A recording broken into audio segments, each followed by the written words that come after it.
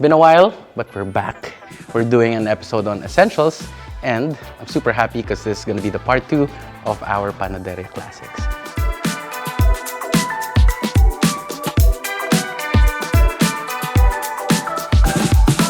Yung part 1, we did ensaymada, pan de coco, and Spanish bread. We used one dough, but different fillings, different preparation. But today, we're still gonna be doing 3, but 3 totally different panaderya classics. So there's gonna be Kababayan, TBH favorite siya ng son ko, Marcos. Pan de Regla, or Kalihim, or lipstick. And the third one is Binangkal. Let's go. So we're gonna start off with the wet ingredients. 3 eggs, some vegetable oil, some milk. We're using evaporated milk. This is around 370 ml. We'll add 3 drops of the yellow food coloring. All right, so after that, we'll be adding some sugar, followed by the salt. Just mix this until the sugar is dissolved completely. So next, we're gonna mix the dry ingredients. Pero yung sa dry ingredients natin, it's just the flour and the baking powder. Mix, mix, mix. So if you guys are familiar with Kababayan, para siyang muffin talaga. But, ang difference niya, yung muffins, sometimes the batter is a bit thick, but for us, pourable siya. I'll transfer it to my measuring cup. Pinaka-distinct when it comes to Kababayan is that mound in the middle.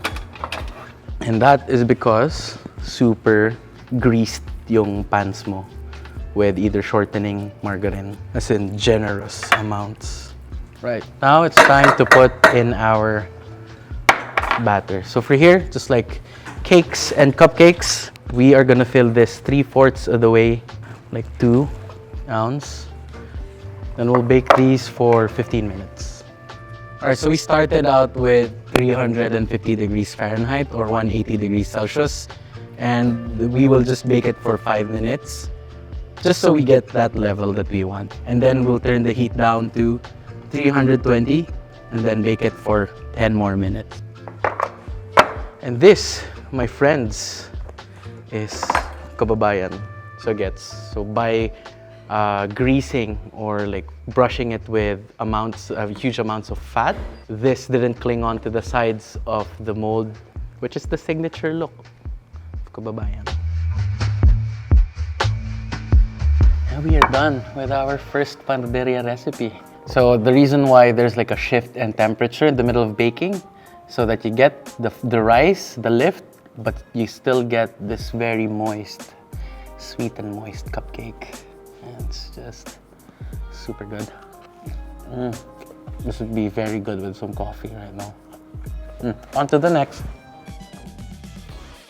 For the next recipe, we'll be doing the very famous pan burikat, pan de regla, kalihim, lipstick. Marami siyang pangalan. And you'll see why later, but first, let's proceed with the dough mixing. Bread flour, some instant yeast, sugar, and some milk powder. Yeah. To save some time, and since meron din naman tayo, I'm gonna be using a stand mixer, and we'll be using the dough hook attachment. But for that, what I like to do is dissolve my salt in my water. I've done this a couple of times already. And slowly, I'll add my water. And while that's happening, I'll break an egg already. Now it's time to add the egg. So the dough is cleaning the sides of the bowl already, so I'm gonna add my shortening.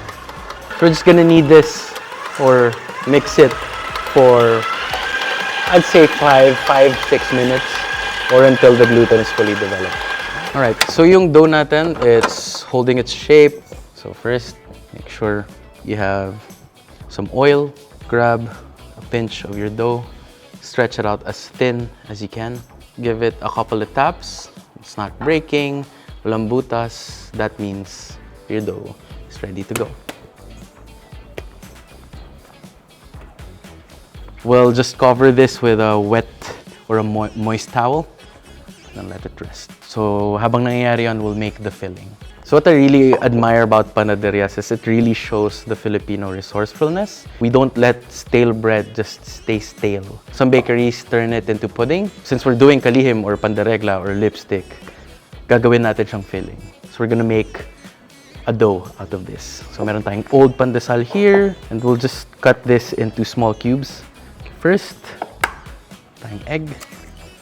I'm gonna add some melted margarine. Then some milk or evaporated milk or water. Add some sugar.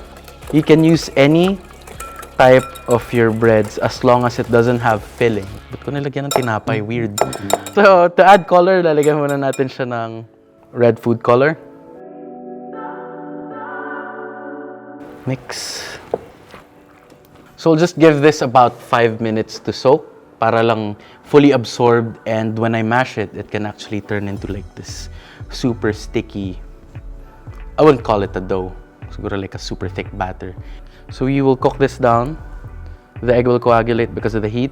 Tapos syempre yung excess moisture from the milk will evaporate eventually, turning this into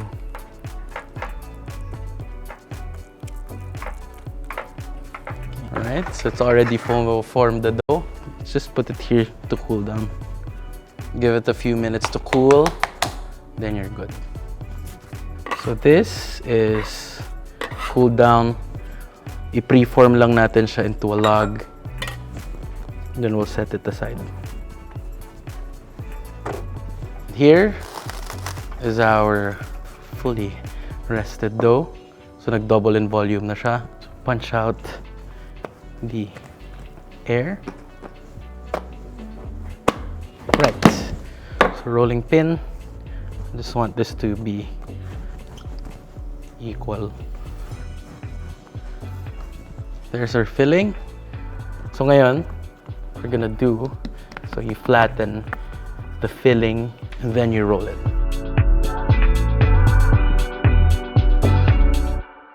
So what I like to do is start with the middle, then half again, cut, 3 again.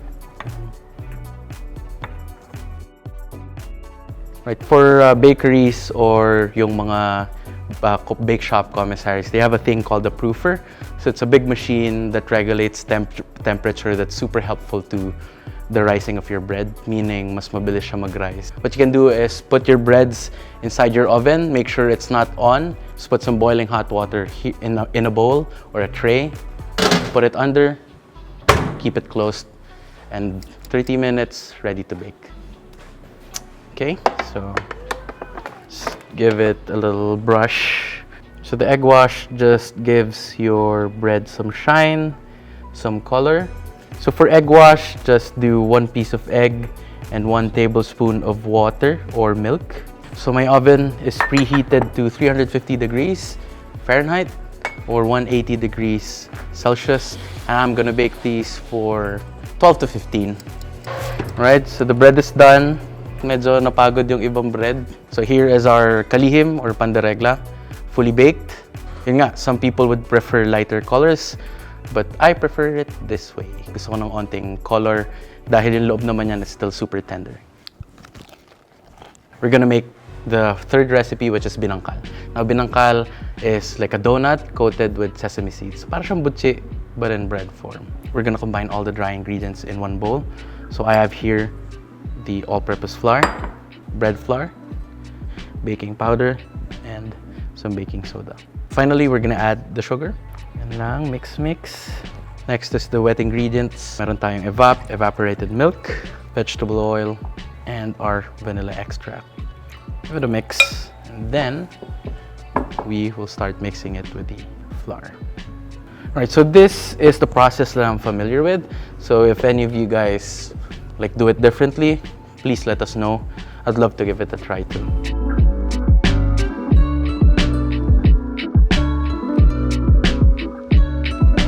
Right, so I'll just rest the dough.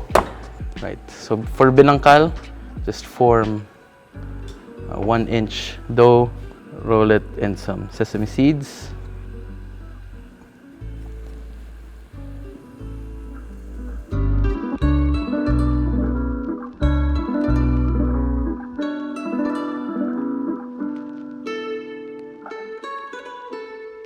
Rolling na ba? Rolling. So we're done with our part 2 of Panaderya Classics. Natikman na natin kanina yung Kababayan. It was great. Now it's time to taste Binangkal and Pan de Regla. Or Kalihim, if you don't like that name. Super good. Parang lumalabas pinalaman mo bread pudding.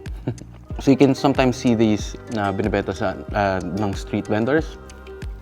Ooh, heavy. Very moist yung gitna niya. And I guess the toasted sesame really levels it up. Super good. I'm super happy with these 3. And I really want to do more. So let me know if you guys have any requests for panaderia recipes. Gusto nyo?